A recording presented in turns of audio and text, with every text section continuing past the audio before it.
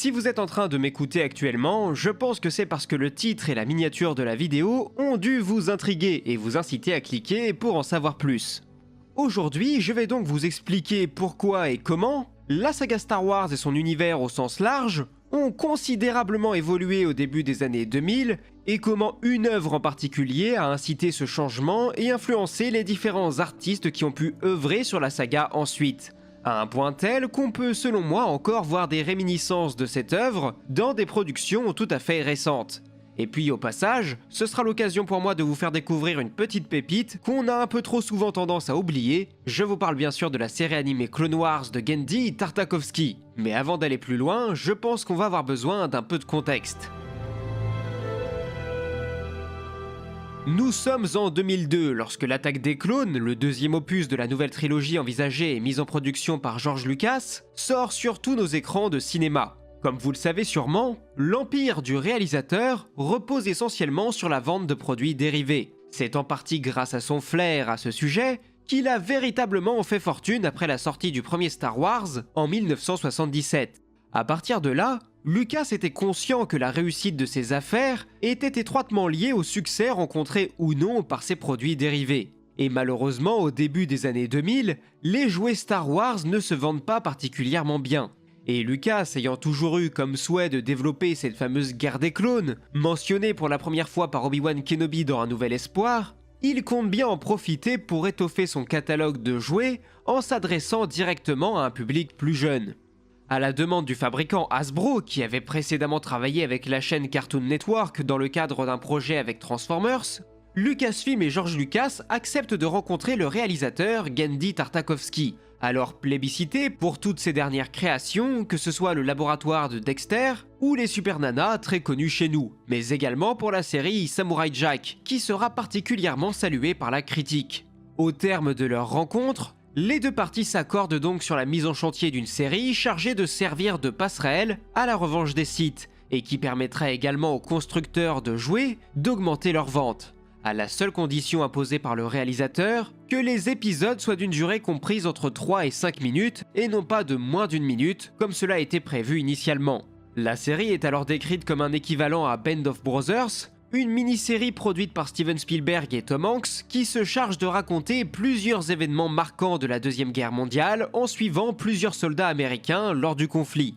C'est une excellente série que je vous recommande chaudement, ainsi que sa sœur jumelle, The Pacific, qui de son côté se concentre surtout sur les événements prenant place du côté du Japon, là où la première est uniquement centrée sur l'Europe. L'équipe de Tartakovsky se met alors au travail, on retrouve ainsi de nombreux noms de ses collègues qui ont pu œuvrer sur d'autres de ses projets, tels que Paul Rudish, qui conceptualisera une grande partie des personnages, tandis que les décors, quant à eux, seront créés par Scott Weill, dont j'affectionne tout particulièrement le travail. Ainsi, quand on connaît les autres travaux de cette petite équipe, il n'est pas étonnant de découvrir la patte artistique de la série avec des personnages très caricaturaux, dont les traits physiques sont particulièrement exagérés. Sans déconner, je vous laisse découvrir le visage de Qui-Gon, franchement c'est assez collector, et j'espère que Liam Neeson n'était pas complexé par son nez. Assez curieusement, l'équipe aura droit à une immense liberté créative, Lucasfilm n'ayant que très peu recours à leur droit de veto. Ceux-ci ayant néanmoins imposé quelques éléments tels que la présence de Dooku et de son maître Dark Sidious, la bataille de Moon-Linst ou bien encore de certaines interludes telles que la bataille de Mon Cala à laquelle prend part le Jedi Kit Fisto. A noter aussi que pour le reste, les équipes n'hésiteront pas, comme c'est souvent le cas aujourd'hui, à aller fouiller dans les tiroirs des anciens Star Wars pour déterrer des vieux concepts et les faire revenir d'outre-tombe. Et c'est comme cela que le design d'Asajj Ventress refera surface, puisque son projet avait été abandonné lors de la pré-production de l'épisode 2, où le rôle de Dooku aurait notamment pu être confié à une femme avant le casting de Christopher Lee. Pour le reste, la série sera réalisée en animation 2D, dite classique, bien que comme c'était souvent le cas au début des années 2000, il n'est pas rare d'avoir recours à l'animation 3D lorsque les mouvements présentés sont trop difficiles à réaliser. Ce sera donc logiquement le cas pour tous les passages de course-poursuite en vaisseau. Le reste de l'animation était confié à des studios en Corée au sein de la Rough Draft Korea, je m'excuse de ma prononciation, qui a notamment pu œuvrer aussi sur la série Futurama.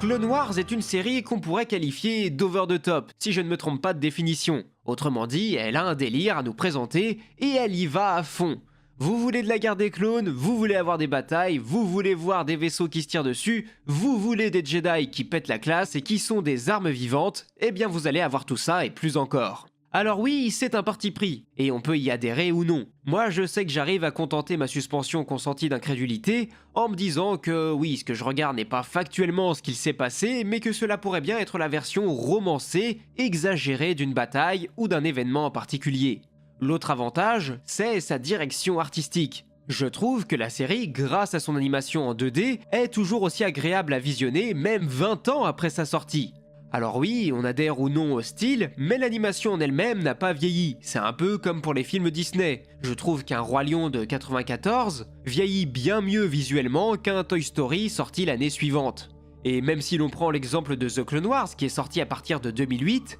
je trouve que certains passages font un peu grincer des dents quand on voit le côté très rigide dans les articulations des personnages ou l'aspect vide de certains décors. Au-delà de ça, je trouve que la série s'ancre vraiment dans un aspect que j'adore, à savoir la compréhension de ce qu'est Star Wars, et par la suite, l'élargissement de ce que peut être Star Wars. Autrement dit, Tartakovsky a compris ce qu'était cette saga, et qu'une fois cela fait, il a pu être en mesure de proposer de nouvelles choses qui s'imbriquent à merveille dans cet univers. Et je pense, pour ne prendre qu'un seul exemple, au combat de gladiateurs auquel participe Asajj Ventress, qui est une idée absolument géniale à introduire dans Star Wars. Ça reprend certains codes de la saga, tels que l'arène de Geonosis ou bien encore le cas des chasseurs de primes, ça les mélange et ça en fait une scène mémorable. On peut d'ailleurs remercier cette série pour l'introduction qui est faite des différents antagonistes, chose que ne fera jamais vraiment The Clone Wars, ce qui est un peu dommage puisque nous prenons l'histoire de la majorité des protagonistes en cours de route. Ce qui rend parfois certaines choses un peu faiblardes en termes de profondeur.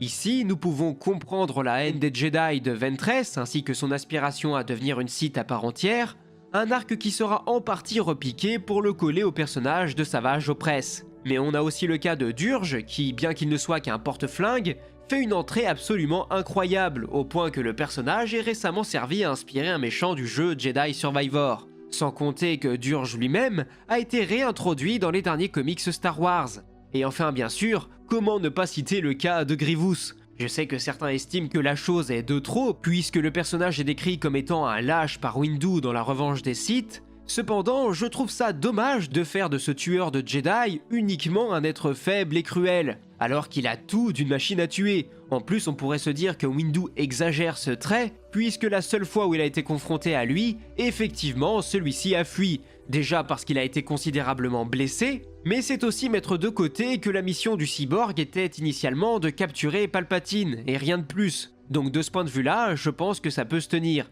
Et je trouverais ça dommage de mettre de côté une introduction aussi classe, aussi bien pour un méchant que pour les soldats clones d'ailleurs, qui sont certes assez peu développés en termes de personnalité, mais on a rarement vu les clones aussi badass en action. Et c'est tout ce qu'ils sont ici, des super soldats qui accomplissent leur mission sans sourciller. Ils sont donc au final assez proches des clones des films qui ne bronchent pas, même quand on leur annonce l'ordre de tuer leurs généraux Jedi. Et puis, sans Fordo, on n'aurait sûrement pas eu le Capitaine Rex, bien qu'il soit également inspiré d'Alpha 17, un célèbre Arc Trooper qu'on retrouve dans les comics du Legends. Enfin, je conclurai cette partie en disant qu'un personnage comme Anakin Skywalker a ici un vrai arc narratif, là où malheureusement dans The Clone Wars, c'est très secondaire, puisque dès le départ, il est exactement le personnage qu'il sera au début de la Revanche des Sith. Alors qu'ici, la série nous permet de voir une vraie évolution entre le jeune Anakin encore inexpérimenté qui désobéit aux ordres directs et qui deviendra ensuite le brillant général Jedi reconnu partout à travers la galaxie.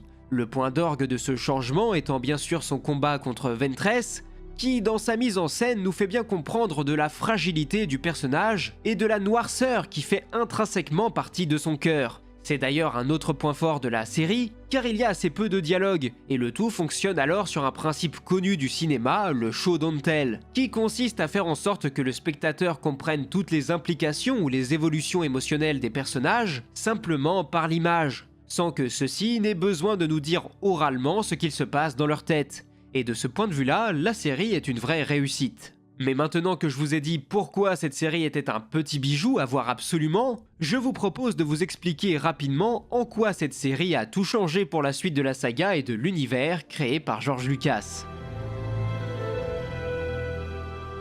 Avec le succès rencontré par Clone Wars, George Lucas s'est rendu compte qu'il pouvait étendre son univers à la télévision, que le potentiel de création était infini, et que le succès pouvait largement être au rendez-vous, que ce soit d'un point de vue critique aussi bien que commercial. C'est ainsi qu'il sera amené à débaucher un autre homme alors en pleine croissance suite à l'un des derniers gros succès télévisuels, le fameux Dave Filoni, qui s'éclate alors sur la série Avatar, le dernier maître de l'air, dont il réalise 10 épisodes. Lucas, de son côté, était particulièrement frustré de ne pas avoir pu faire un film entièrement consacré à la guerre des clones, puisque cet événement n'avait pas grand-chose à voir avec Anakin, dans le sens où il participait certes, mais en dehors du fait qu'il devienne véritablement ami avec Obi-Wan, il n'y avait pas grand-chose d'autre à développer le concernant qui mérite de s'incruster au sein de la saga cinématographique. Cependant, il était tellement fan du travail réalisé par Tartakovsky sur son univers, et dans le même temps il avait déjà en tête depuis un certain temps de lancer la production d'une série en 3D, que la chose a vite été décidée une fois la production de la prélogie terminée, car la série The Clone Wars, qui serait une version de Clone Wars bien plus importante en termes de consistance ou de moyens, finirait par prendre la suite. C'est donc quelque chose d'assez récurrent chez Lucas de lancer la production d'une œuvre dite annexe, dont il confie l'essentiel de la production à des artistes reconnus pour voir si cela fonctionne ou non, avant de se lancer sur de plus gros projets. C'est le cas comme on vient de le voir avec Clone Wars et The Clone Wars, mais ça avait déjà été le cas par le passé avec la production de la série télé Les Aventures du jeune Indiana Jones, sur laquelle travailleront de nombreuses personnes que Lucas réengagera lors de la production de la prélogie, tels que le producteur Rick McCallum ou bien encore le scénariste Jonathan Hales. Concernant le merchandising, je pense que les gens de ma génération se souviendront de l'avalanche de jouets qui a suivi la sortie de la série animée The Clone Wars. Que ce soit chez Lego ou chez Hasbro, c'était phénoménal, et c'était certainement l'une des périodes les plus waouh de ma vie de ce point de vue-là. C'était absolument génial de pouvoir inventer des batailles ou d'en reproduire comme la série pouvait nous le montrer. Et de ce point de vue-là, je trouve que le marché est rempli. Ensuite, j'irais jusqu'à dire que si aujourd'hui encore nous avons des productions dérivées de Star Wars, c'est essentiellement grâce à la réussite du travail de Tartakovsky et de ses collègues, et je trouve d'ailleurs qu'on peut voir de nombreuses similitudes entre certains passages de la série et des séquences de l'épisode 8 que Rian Johnson a pu adapter à sa manière. Ensuite, libre à vous de juger si c'est de bon ton ou non, hein, mais je pourrais citer quand même le cas d'Anakin qui parvient à suivre Ventress à travers l'hyperespace, ou bien encore le fait que Yoda libère le passage d'une grotte dans laquelle ses amis Jedi sont enfermés en soulevant des rochers, ce qui n'est pas sans nous rappeler la fin d'un certain film en particulier, tout comme le fait que les actes héroïques de Windu ont pu inspirer un jeune homme, lui faisant comprendre de la place des Jedi dans la galaxie et du modèle qu'ils peuvent être. Et étant donné que Ryan s'était vanté d'avoir exploré l'univers avant de plancher sur son film, il ne serait pas étonnant qu'il ait pioché certains détails tels que ceux que je viens de vous présenter. Bref, voilà tout ce que j'avais à dire, j'espère que ça vous aura plu, et j'espère vous avoir donné envie de découvrir cette série, enfin disponible sur Disney+,